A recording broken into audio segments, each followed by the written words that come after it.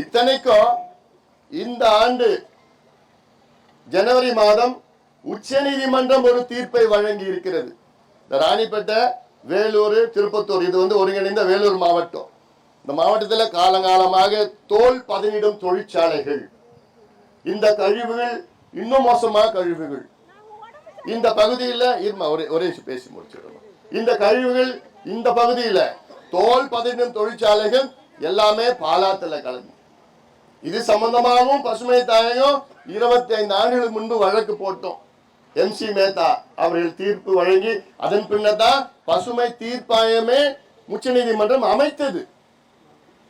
இப்போ அந்த உச்ச நீதிமன்றம் தீர்ப்பு என்னன்னு இன்னும் 3 மாதத்திற்குள் வேலூர், ஒருங்கிணைந்த வேலூர் மாவட்டம், ராணிப்பேட்டை, திருப்பத்தூர், வேலூர் 3 மாவட்டத்திலையும் ஆய்வுகள் நடத்தி உயர் நீதிமன்றம் ஓய்வு பெற்ற நீதிபதி ஒன்று தலைமையிலே குழு போட்டு ஆய்வுகள் நடத்தி இதுல யாரு இந்த சுற்றுச்சூழலை நாசப்படுத்தினாங்களோ அவங்களிடம் பணத்தை பெற்று, நிதியை பெற்று மக்களுக்கு நிவாரணம் கொடுக்கணும், மக்களுக்கு மருத்துவம் கொடுக்கணும், மக்களுக்கு குடிநீர் வழங்கணும், யார் யார் பாதிப்பு முழு செலவோ அவங்க ஏத்துக்கணும்னு ஒரு தீர்ப்பு உச்ச நீதிமன்றம் நடத்தியும் இவர்களால் ஒன்னும் கையாலாகாத திமுக அரசு,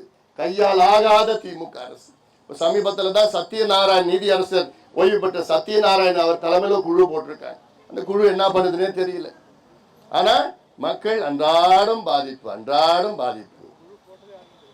குழு போட்டது கூட தெரியாது, குழு என்ன பண்ண போறாங்கன்னு தெரியாது.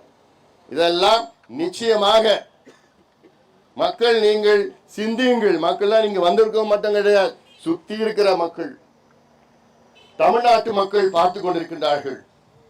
இதற்கு தக்க பாடம் புகட்ட வேண்டும்.